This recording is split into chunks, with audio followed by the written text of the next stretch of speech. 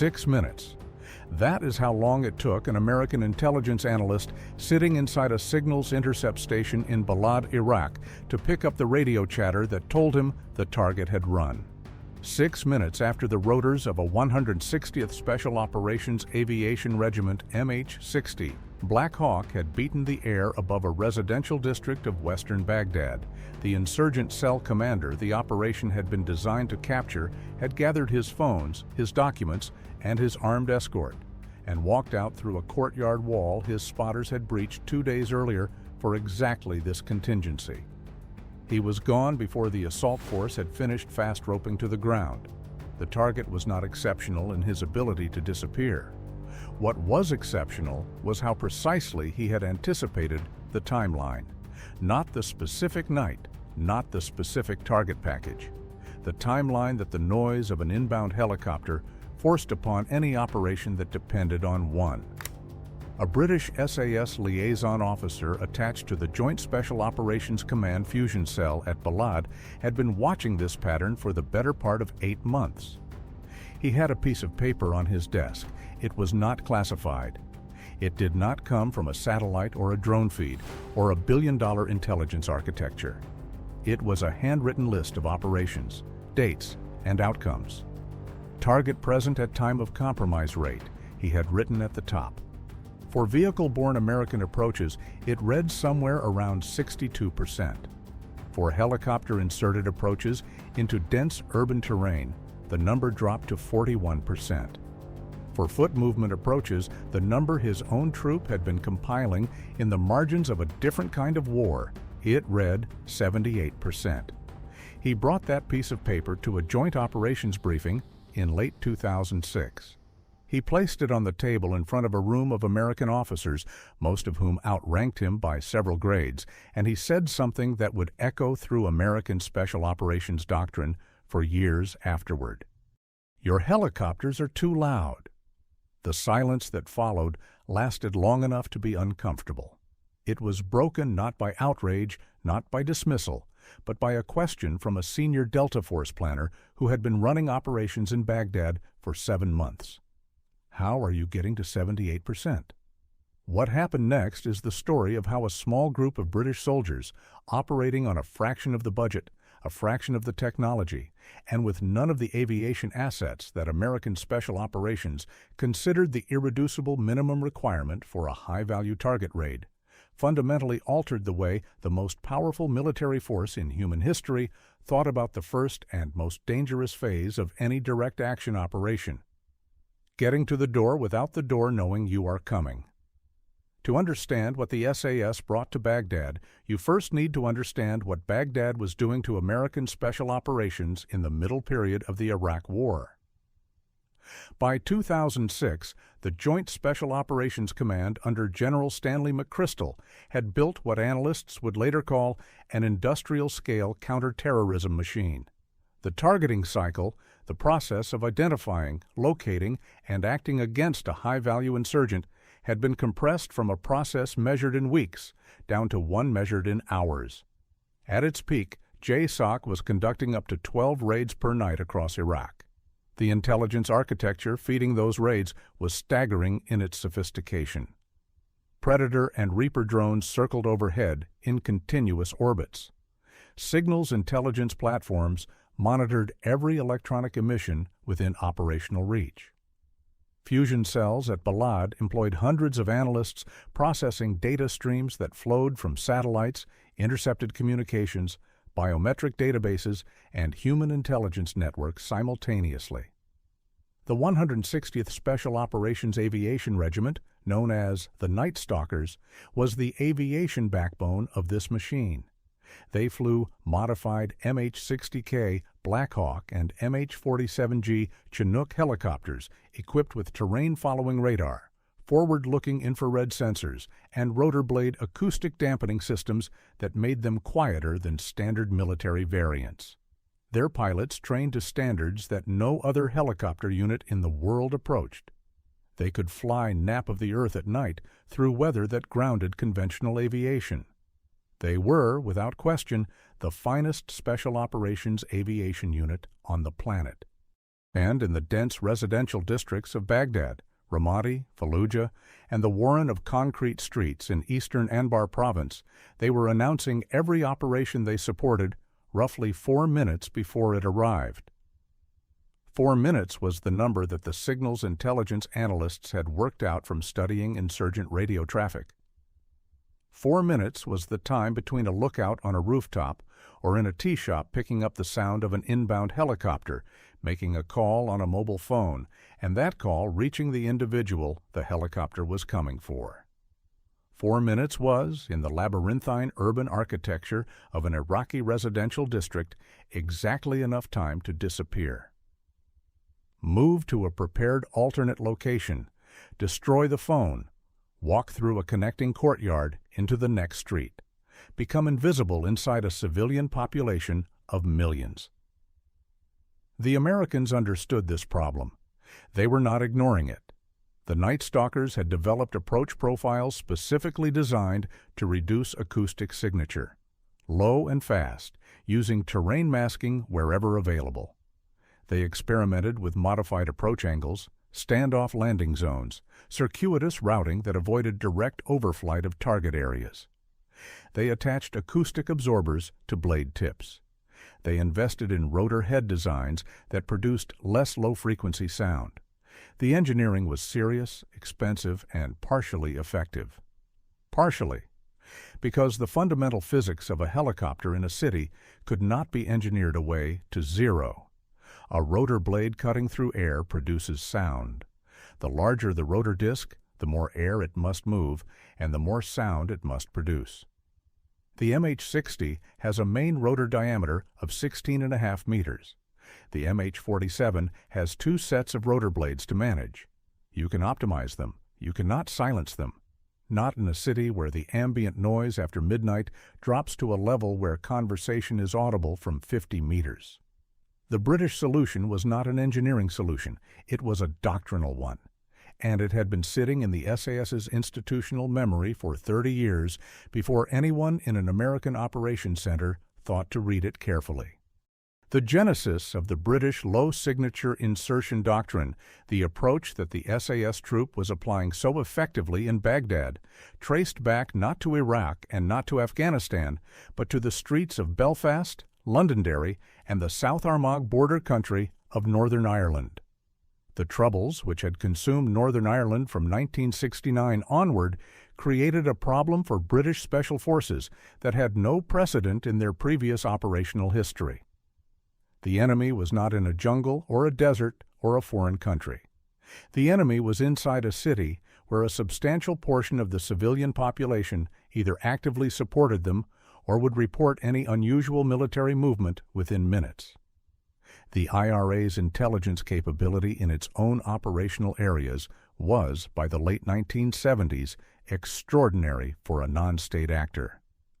Their network of watchers, their exploitation of normal human observation in tightly knit communities where strangers were immediately noticed, and their use of the commercial telephone system as an early warning mechanism meant that any conventional approach to surveillance or direct action was functionally useless.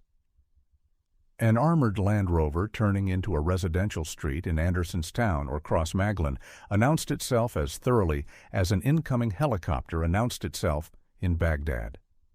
The British Army learned this the hard way through a decade of operations that were compromised faster than they could be mounted. The response was the development of what the SS and the attached intelligence units operating alongside them came to call the low-profile approach. Its principles were deceptively simple. Move like the population moves. Sound like the population sounds. Use the infrastructure the population uses. Arrive in vehicles so indistinguishable from civilian traffic that no spotter network can differentiate you from a delivery driver or a shift worker heading home at 2 a.m. Or arrive on foot, moving at the pace and with the body language of someone who belongs in this neighborhood, has always belonged in this neighborhood, and has nowhere in particular to be going. The operators who developed this capability in Northern Ireland were not performing a trick. They were applying a training philosophy that the SAS had embedded since its reconstitution in the late 1940s. the idea that the individual operator must be capable of blending into any environment through skill and knowledge rather than through the protective cocoon of superior firepower and armor. What counterinsurgency operations in Northern Ireland added to this philosophy was the specific discipline of urban movement, a suite of techniques for navigating civilian-populated areas with minimal signature that went far beyond what any jungle warfare or desert operations training could produce. By the time Task Force Black, the British Special Forces Task Force in Iraq, reached its operational peak in 2006 and 2007, the SAS operators cycling through Baghdad were drawing on a generational inheritance of low-signature urban movement skills that had been tested, refined, and institutionally embedded across more than 3 decades of continuous operations in the most demanding covert urban environment in Western Europe. Belfast was a harder proving ground than Baghdad in one critical respect. In Baghdad, the insurgents were fighting the occupation. In Belfast, the IRA was fighting its own country, inside communities that knew every face on every street. If you could learn to be invisible in Andersonstown, you could learn to be invisible anywhere. What the British brought to the specific problem of getting to a target without alerting that target was not a single technique. It was a layered system of approach methods that could be calibrated to the specific threat environment of each operation. Understanding the layers explains why the compromise rate numbers on that handwritten piece of paper were so dramatically different from the helicopter insertion figures. The outermost layer was vehicle movement. The SAS in Iraq operated from civilian vehicles, a methodology that had been standard practice since their Northern Ireland deployments. While American Special Operations convoys moved through Baghdad in up-armored Humvees and mine-resistant ambush-protected vehicles that weighed between 14 and 27 tons and were visible and audible from hundreds of meters in any direction, SAS teams moved in Toyota Land Cruisers, Mitsubishi Pajeros, and whatever other common Baghdad traffic the area warranted. 4 men in a vehicle that looked like 1,000 other vehicles on the road. No distinctive silhouette. No electronic countermeasure equipment visible on the chassis. No convoy procedures that required the road to clear ahead of them. The psychology of this approach was as important as the practical concealment. American convoys moved through Baghdad with an implicit message built into every element of their appearance. We are here, we are powerful, and we will not be stopped. That message was useful for certain missions. For a raid whose success depended entirely on the target not knowing it was coming, the message was lethal. Insurgent spotters positioned throughout the city's neighborhoods were not looking for small civilian vehicles. They were looking for the signature that told them the Americans were coming. The SAS vehicle simply was not that signature. The intermediate layer was the dismount distance and the silent approach on foot. In American Special Operations Doctrine during this period, the standard methodology for a direct action raid involved vehicle movement to a standoff position, fast rope or quick landing insertion for helicopter-borne elements, and a rapid move to the target building under the protection of overwatch elements and drone coverage overhead. Speed was the organizing principle. Move fast enough, and the enemy has no time to react. The SAS had identified a different organizing principle in the data from their operations. Move quietly enough, and the enemy has no information on which to base a reaction. These are not the same thing. Speed sacrifices stealth. Stealth sacrifices speed. In an environment saturated with human intelligence, collectors who had no electronic surveillance capability but excellent eyesight and functioning mobile phones, stealth consistently outperformed speed in the metric that mattered most.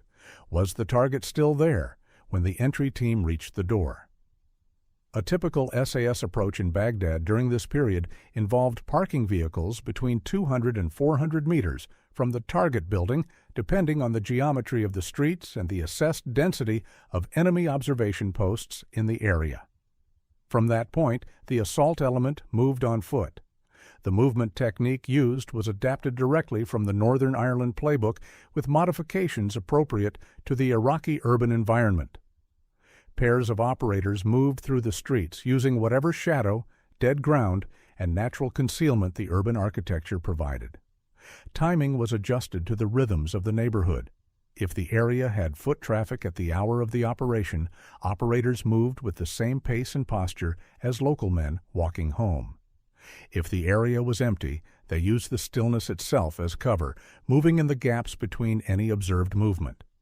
The pace of movement was not optimized for speed, it was optimized for acoustic and visual signature. A British SAS operator moving toward a target building in Baghdad at 2 in the morning was not in a hurry. He was in the dark. Those are different states with different tactical requirements. Moving fast generates noise. Boots on concrete generate noise. A four-man element moving at a disciplined pace with weight distributed correctly and footfall controlled generates a fraction of the acoustic output of the same four men moving at speed. In an urban environment where ambient noise after midnight is dominated by the sound of generators, distant dogs, and intermittent traffic, the difference between a controlled foot approach and a rapid one is the difference between being heard from 30 meters and being heard from 3. The innermost layer was the close target reconnaissance, which the SAS had been conducting as standard pre-assault procedure since their earliest counterinsurgency deployments. While American operations in Iraq typically relied on drone surveillance and signals intelligence to confirm a target's presence at a location before committing an assault force, the SAS practice of positioning a two-man observation element within direct visual range of the target building, sometimes within the same block, sometimes within the same courtyard, gave them a quality of ground truth that no overhead platform could match. A drone at 8,000 feet could tell you that a light was on in a building. A man positioned in a doorway 40 meters away could tell you how many people were moving inside, which room they were in, whether any of them appeared to be preparing to leave, and whether the building's security posture had changed in the last 4 hours. The cost was time. Establishing a close target reconnaissance position required advance infiltration, sometimes hours before the planned assault time. It required operators to hold a static position in the dark in a hostile urban environment for extended periods, controlling their breathing and their movement to a degree that would be described as almost unendurable by any normal standard of soldiering.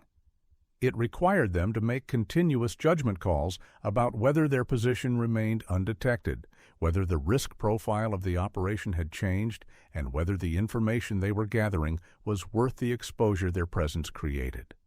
These were not decisions that could be made by a controller hundreds of meters away with a radio link.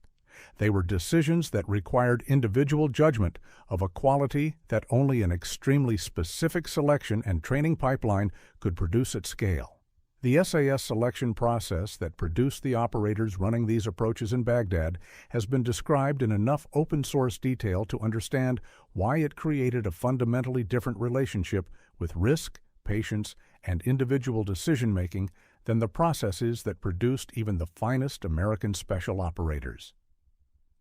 The Hills phase in the Brecon Beacons of South Wales, where every SAS candidate must navigate alone across terrain that regularly produces wind speeds exceeding 60 miles per hour. Temperatures that can drop from mild to hypothermic in the course of a single afternoon, and visibility that vanishes inside cloud banks without warning, is designed around a single principle that the close target reconnaissance approach in Baghdad depended upon absolutely. The candidate must be capable of making the right decision when alone, cold, exhausted, and without the ability to ask anyone for guidance. This sounds simple. It is not simple. The human default under extreme physical stress is to seek input, to verify, to share the weight of decision-making with another person. Candidates who arrive at the SAS selection marches in excellent physical condition and with excellent soldiering records fail, not because their bodies give out, but because their psychology reaches for a support structure that is not there. They slow down at grid references, waiting for confirmation that they have the right location. They stop at junctions and spend time they do not have deciding between routes. They factor in their exhaustion as a variable, which is precisely the wrong thing to do in a system that requires the answer to exhaustion to keep moving. The candidates who pass, the 10 to 15% who emerge from 4 weeks on the beacons and continue into the rest of a selection course that occupies the better part of 5 months, are people for whom autonomous decision-making under extreme stress has been discovered and confirmed as a reliable part of their operating system. They are not fearless. They experience cold and pain and doubt at the same level as anyone else. What distinguishes them is that none of those things interrupts the function of judgment. That quality was the precise quality that a 2-man close-target reconnaissance team lying in shadow 40 meters from an insurgent safe house needed to exercise every single minute of its time in that position. Is the man who just walked past going to turn around? Is the movement in the upstairs window a sentry or someone getting up for water? Is this position still viable, or has something changed in the threat picture that requires immediate withdrawal and a communication to abort the assault? These questions arrived continuously, in the dark, in silence, with no one available to help answer them. The operators who had passed SAS selection had already proven that they could answer them reliably under worse conditions than Baghdad offered. Continuation training, the 14-month period of specialist development that followed selection, reinforced this foundation with the specific skills the close-target reconnaissance approach required. Urban observation post techniques were practiced in exercises where pairs of operators were required to maintain a concealed position within meters of individuals specifically tasked with finding them, using thermal imaging, dog teams, and active search patterns for periods of 72 hours or more. The pass standard was absolute. If detected, the exercise was failed and repeated until it was not failed. The cumulative effect was an operator who had demonstrably held a covert position under those conditions hundreds of times before he was ever asked to do it in a city where failure meant death rather than a training failure notation. This was not a trick or a special gift. It was the result of a specific investment, measured in years of training time rather than dollars of equipment, in a capability that the American procurement model, for entirely rational institutional reasons, had not prioritized to the same depth. Back in the Ballad Fusion cell, the handwritten piece of paper on the SAS liaison officer's desk was generating a conversation that would outlast the operation it described. The numbers were not contested. The American intelligence analysts who reviewed the compromise rate data confirmed that it accurately reflected what the surveillance drone footage and signals intelligence intercepts showed about the timing of target movement relative to operation commencement. The question was not whether the British approach produced better surprise. The question was whether the approach was replicable at any scale and whether the trade-offs were acceptable. The trade-offs were real. A foot approach took longer than a helicopter insertion. Longer approach time meant longer exposure to random compromise, the patrol stumbling across an unexpected sentry or being noticed by an insomniac civilian. It meant the operation was not self-contained in the same way a helicopter insertion was, because an insertion dropped operators at the objective with a direct extraction path already in place and a quick reaction force ready to respond at helicopter speed. A foot approach built in a vulnerability period during both infiltration and exfiltration that had to be managed through skill and darkness rather than standoff firepower and aviation response. The SAS liaison officer addressed this directly in the briefing. The question was not whether the foot approach eliminated risk. Nothing in Baghdad eliminated risk. The question was which risks you wanted to manage. A helicopter insertion eliminated the risk of being compromised during the approach. It created the near certainty of being detected before arrival, which turned the assault into a dynamic entry against a prepared and warned target, which multiplied the risks of the assault phase itself. Every operator in the room understood what it meant to breach a door when the occupants knew you were coming. The casualty calculus was not abstract. A foot approach accepted the risks of the approach phase. It dramatically reduced the risks of the assault phase by maintaining the element of surprise to the moment of entry. For the kind of operations Task Force Black was conducting, targeting experienced insurgent commanders who had specifically organized their security procedures around advance warning of helicopter-borne raids, the foot approach was not just marginally more effective. It was the difference between an operation that had a realistic chance of succeeding and one that was designed to fail from the moment the flight plan was filed. The briefing produced something unusual in the culture of any military organization, and particularly in the culture of an American special operations enterprise that had genuine grounds for institutional pride. It produced honest acknowledgement. A senior Delta Force planner who had been skeptical during the liaison officer's presentation returned to the subject in a smaller debrief afterward. He asked for the specific techniques, not in general terms, but in operational detail. How were the observation posts being established? What were the specific indicators being used to confirm target presence? How were the foot elements extracting after a target fled, or a compromise was detected without the helicopter overhead that normally anchored the extraction plan? The answers occupied several hours across several sessions. The methodology the SAS troop described was not secret in any strict sense. It was available in the regiment's own doctrinal publications, which were shared with Allied forces through established intelligence sharing agreements. What was not in the publications was the accumulated operational calibration that told an experienced operator exactly how to weight the decision between a vehicle approach and a foot approach for a given target in a given district on a given night, based on pattern-of-life data from the preceding 72 hours. That calibration lived in the heads of men who had been doing this in one form or another for their entire adult lives, and communicating it required the kind of person-to-person transmission that no document could replace. What happened over the following months in the Baghdad operational environment reflected how seriously the American Special Operations establishment took what it had been shown. Joint planning cycles began incorporating foot movement options more systematically into their approach analysis. Target packages were reviewed with specific attention to the historical pattern of helicopter acoustic detection in the relevant district, and the viability of dismounted approach routes based on street width, population density, and known observation post locations.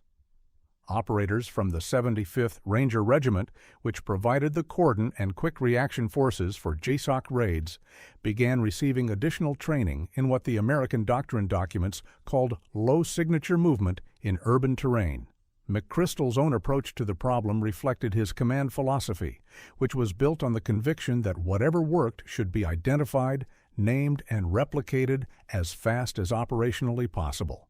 The find, fix, finish, exploit, analyze cycle that became the defining framework of American counterterrorism doctrine in this period was itself partially a product of observing SAS rapid exploitation methodology and institutionalizing it at scale.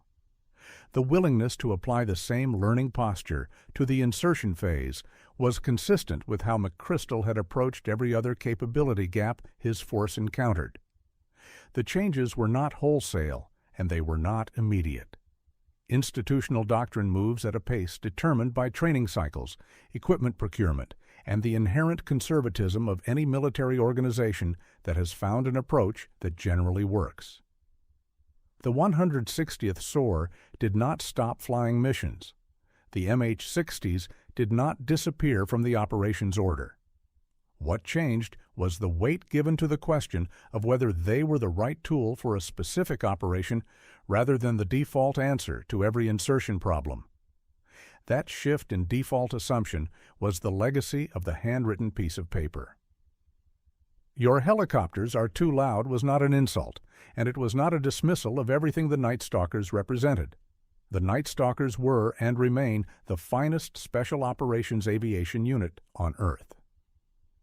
What the British troop was pointing at was more specific and more consequential. In an urban counterinsurgency against a network of adversaries who had specifically organized their early warning capability around helicopter acoustic detection, the helicopter's noise was not a manageable disadvantage. It was a mission-killing variable. And the alternative was not to fly lower or quieter. The alternative was to not fly at all, to trust instead in the operator, moving through a city at walking pace in the dark, arriving at a door that no spotter had flagged and no phone had described, because the person behind it had no warning and had no time. The operational consequences were measurable. The intelligence officers who tracked target present on arrival rates across both British and American operations in Baghdad during the 2006 to 2008 period consistently reported figures that reflected what the SAS liaisons' handwritten data had shown. Operations that incorporated foot approaches to within 200 meters of the target building, regardless of whether they were SAS operations or American operations that had adopted the British methodology, showed dramatically improved target present rates compared to helicopter insertion operations in the same districts. The effect compounded over time. As the foot approach methodology spread through the coalition's special operations planning culture, insurgent networks that had organized their counter-surveillance capabilities, specifically to exploit helicopter acoustic detection, found themselves encountering a threat they had not designed their procedures to defeat. The teenager on the rooftop with the mobile phone and the instruction to call if he heard rotors coming in low could not call if there were no rotors. The shopkeeper who shuttered his store as a warning signal when armored vehicles entered the neighborhood could not shutter his store when 4 men in civilian clothes walked past in 2 pairs, separated by 60 meters at 1:30 in the morning. The insurgents were adaptive. They were not stupid, and they were not without resources. Some cells developed expanded foot-based surveillance networks to compensate for the loss of the helicopter warning. But expanding a human observation network requires more people, more communications, more exposure to the intelligence collection systems that the British human intelligence officers were running throughout the city. Every additional watcher was an additional potential source. Every additional phone call was an additional signal intercept opportunity. The foot approach did not solve the Iraq War. The Iraq War was not solvable by any single tactical adaptation, however well chosen. It was a political problem layered with an insurgency problem, layered with a sectarian violence problem, layered with a regional proxy conflict problem. And it could not be addressed at any of those levels by the outcome of individual raids, however successful. General Petraeus's surge strategy, which produced the reduction in violence in 2007 and 2008 that allowed the eventual drawdown of American forces, worked because it combined targeted special operations against insurgent networks with political engagement with Sunni tribal structures and a physical presence in population centers that signaled a change in American intent as well as capability. But within the specific domain of direct action raids against high-value targets, the contribution of what the SAS troop demonstrated to the combined coalition effort was disproportionate to the number of operators involved, the budget expended, and the quantity of technology deployed. Task Force Black, which operated at a maximum strength of 60 operators at any given time, was responsible by the assessment of coalition intelligence analysts for a share of the high-value target removals during the campaign's peak period that no measure of proportionality by numbers or resources could account for. The intelligence generated by those operations fed directly into the targeting cycle that drove the broader coalition effort. The specific contribution of the Insertion Doctrine was not separable from the rest of what made Task Force Black effective. The close target reconnaissance that the foot approach enabled fed better intelligence into the assault planning. The better intelligence improved assault execution. The improved assault execution reduced collateral damage and increased the quality of intelligence exploitation at the objective. Each element reinforced the others in a cycle that amplified the effect of every individual operation. The SAS troop that delivered that assessment in the Balad briefing room was drawing on an institutional lineage that stretched back through Northern Ireland and Oman and Borneo and Malaya to the regiment's earliest doctrine about what made small units effective against larger ones. David Stirling's original formulation, developed in 1941 in North Africa, when the regiment was first taking shape, held that a small number of supremely skilled individuals operating with surprise, speed, and aggression could achieve effects that no conventionally sized force could replicate. The wisdom in that formulation was not about the surprise or the speed taken separately. It was about the relationship between them, the recognition that you cannot have genuine operational speed at the point of action if you have sacrificed surprise on the approach to it. For 65 years before the Baghdad briefing, the SAS had been building and rebuilding and refining the operational philosophy that connects those two things. The Brecon beacons in January, where a candidate navigating alone through freezing fog learns that the only reliable asset he possesses is his own calibrated judgment. The Killing House in Hereford, where thousands of live rounds have turned room entry into a motor program rather than a decision. The observation post exercises in Pontrilas, where pairs of operators learn to stay still so completely that even their breathing sounds like background noise. The years of Northern Ireland operations, where moving through a city without being detected was the minimum standard for survival rather than a professional aspiration. All of it converged on a single operational capability that the American officer with the handwritten piece of paper had distilled into 6 words. "Your helicopters are too loud." The sentence was blunt enough that it had the sound of a complaint. It was actually a diagnosis and an offer. The diagnosis was that the acoustic signature of helicopter insertion was the single largest contributor to the compromise rate differential between British and American operations in dense urban terrain. The offer was this: here is what we do instead. Here is why it works. Here is what it requires. And here is what you will need to invest in your people if you want to do it at the standard where it produces the numbers on this piece of paper. The American Special Operations community heard the offer.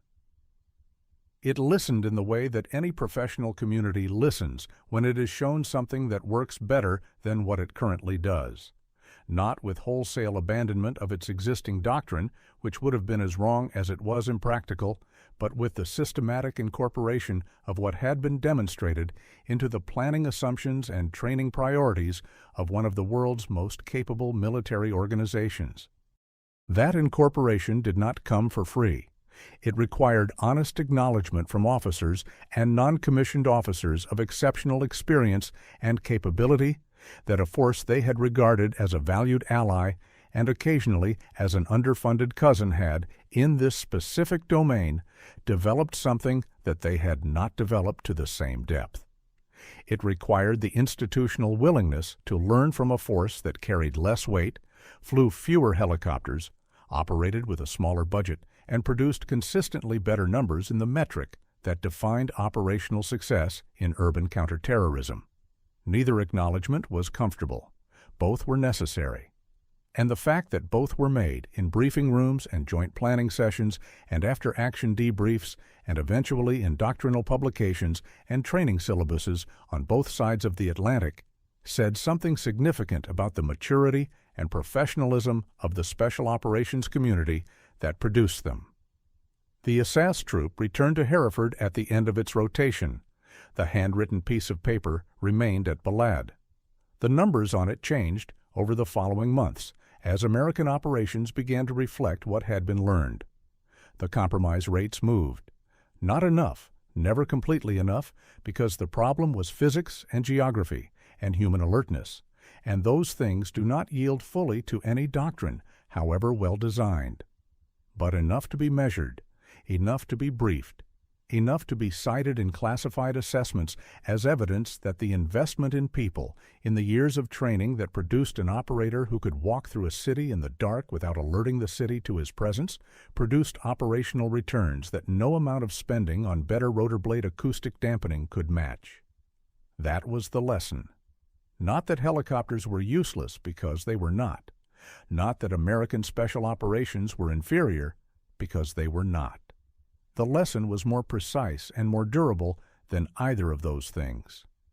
in a specific environment against a specific kind of enemy who had specifically organized his protection around the signature of the most advanced special operations aviation in the world.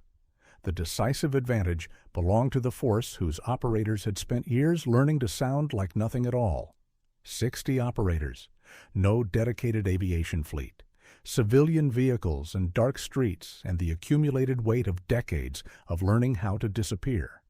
They walked to doors that no one knew they were approaching, and they opened them, and the war on the other side of those doors went very differently than it would have gone if the rotors had come first. That is the system. That is the legacy.